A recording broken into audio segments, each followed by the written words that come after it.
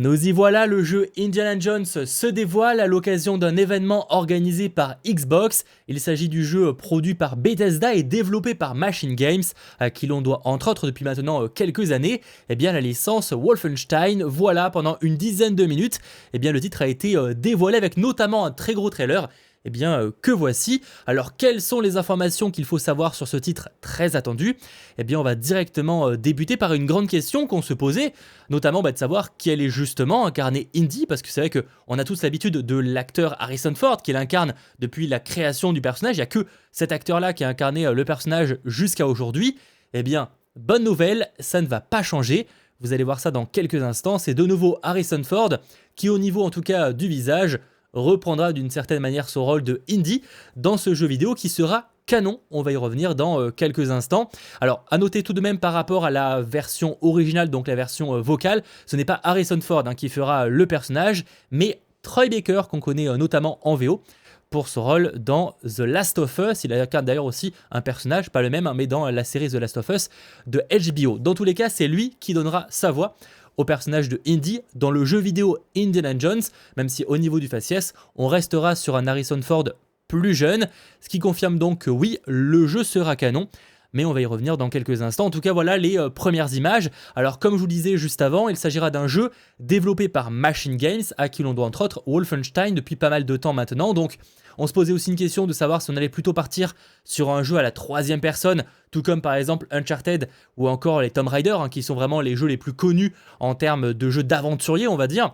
Sauf que voilà, vraiment là ce sera assez différent. Vous le voyez, en fait il s'agira d'un jeu à la première personne, tout comme les Wolfenstein. Alors évidemment, si vous connaissez les Wolfenstein, je pense que vous avez un petit peu l'idée de ce que va pouvoir donner justement ce titre, mais si vous découvrez la licence ou que vous ne la connaissez pas forcément, voici un aperçu de ce que ça va donner à la sauce Indy. Donc vraiment on part sur un jeu à la première personne, ce qui certes peut paraître un peu dommage honnêtement, on en a parlé sur le live, j'étais en mode est-ce que c'est une bonne ou mauvaise idée de partir sur de la première personne, même si on des fois qu'il y a des plans à la troisième notamment avec le lasso, mais c'est vrai est-ce que c'était une bonne idée? J'ai envie de dire que l'avantage c'est qu'il n'y aura pas cette comparaison avec le jeu du coup Uncharted ou Tomb Raider, parce que c'est vrai que ça peut être une complication quand on sait que Uncharted par exemple c'était énormément inspiré de Tomb Raider, mais aussi de Indiana Jones. Vraiment l'inspiration est flagrante de jeu après jeu, donc finalement que là ils essayent de faire quelque chose de différent, déjà un peu plus dans ce qu'ils savent faire du côté de Wolfenstein, mais également justement en proposant un style de jeu d'aventurier totalement différent d'Uncharted, c'est pas spécialement une mauvaise idée.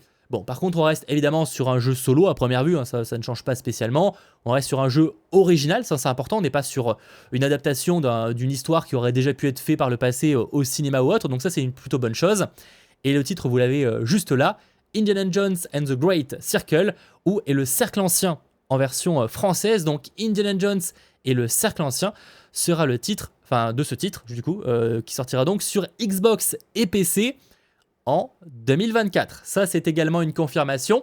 On n'attendait pas forcément cette année parce que ça n'avait pas encore été dévoilé. Finalement, le jeu avait juste été dévoilé il y a maintenant quelques années en mode il sortira prochainement. Machine Games bosse dessus, mais on ne savait pas du tout quand ça sortira. Il se rajoute à la liste des gros titres attendus en 2024. Alors rassurez-vous, il y a encore plein de choses à dire puisque vous voyez que la vidéo continue, le live continue avec quelques informations sur cette nouvelle histoire qui a été vendue vraiment pour pouvoir être à la fois évidemment appréciée par les grands fans du personnage, c'est un monument culte de la pop culture Indiana Jones, mais également être apprécié par un nouveau public potentiellement. Évidemment, ça reste du blabla marketing si je puis dire, histoire de toucher un plus grand nombre. Malgré tout, c'est quelque chose qui a été rappelé. Il y aura aussi beaucoup d'énigmes, visiblement. C'est vraiment sur quelque chose qu'ils ont mis beaucoup l'accent. Et c'est vrai que finalement, ça fait aussi partie de l'essence du personnage dans les films, même si je trouve que le dernier opus d'ailleurs au cinéma était un peu moins flagrant par rapport à ça. Il faut des énigmes, il faut des galères, voilà. Et en plus, évidemment, de méchants. Et les méchants, c'est un peu classique, c'est un peu cliché, peut-être même aussi par rapport au personnage. Effectivement, il va affronter... on va dire des Allemands, pour rester YouTube friendly, des Allemands méchants, on va dire ça comme ça. Mais voilà, en tout cas, vous avez pas mal d'images de gameplay qui défilent, avec des phases d'infiltration, etc. Et donc juste avant, je vous disais que le jeu serait canon, mais il sera plus que canon, il sera carrément en fait intégré dans la timeline des films Indiana Jones, puisqu'il prendra place entre les aventuriers de l'Arche perdue, et la dernière croisade.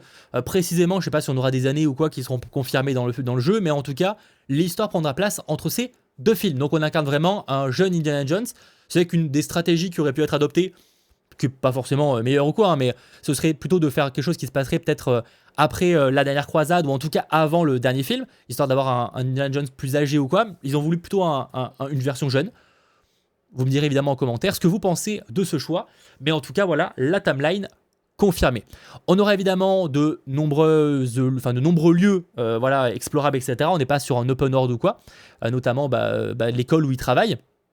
Voilà, comme on le voit là, donc il y a quelques petites phases à la troisième personne. Là, évidemment, on reconnaît Harrison Ford tout jeune. Ce qui risque de faire bizarre en VO, c'est de voir. Nous, du coup, je pense qu'on aura peut-être potentiellement la VF qu'on a dans les films, donc ça peut être cool.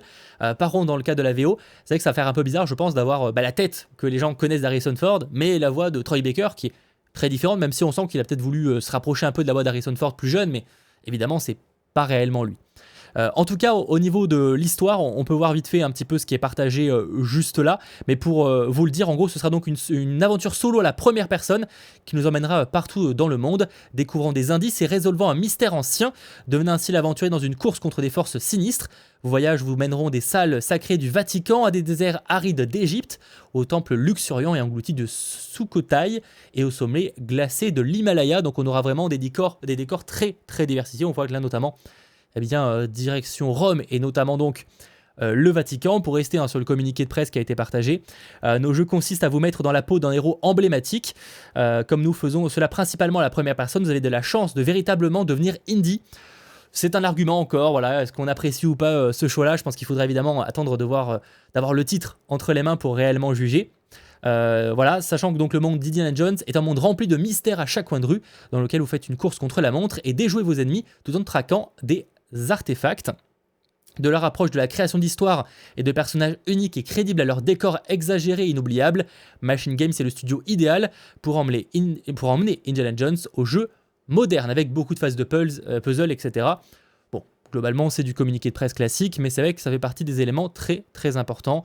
On voit un petit peu notamment des phases d'infiltration. On pourra notamment regarder comment les PNJ interagissent avec leur ronde, justement pour s'adapter par rapport à ça et choisir quand aller à tel endroit, etc. Et donc les différents décors se montrent avec des concept art, voilà. Notamment donc ce temple oublié du Sukhothai, je ne sais pas si ça se dit comme ça, qui a l'air d'être très sympa. Bon, évidemment, c'est du concept art, mais ça a l'air d'être plutôt cool. N'hésitez pas d'ailleurs à voir le gameplay ou quoi en 4K, je pense que ce sera bien plus valorisant que cette vidéo-là.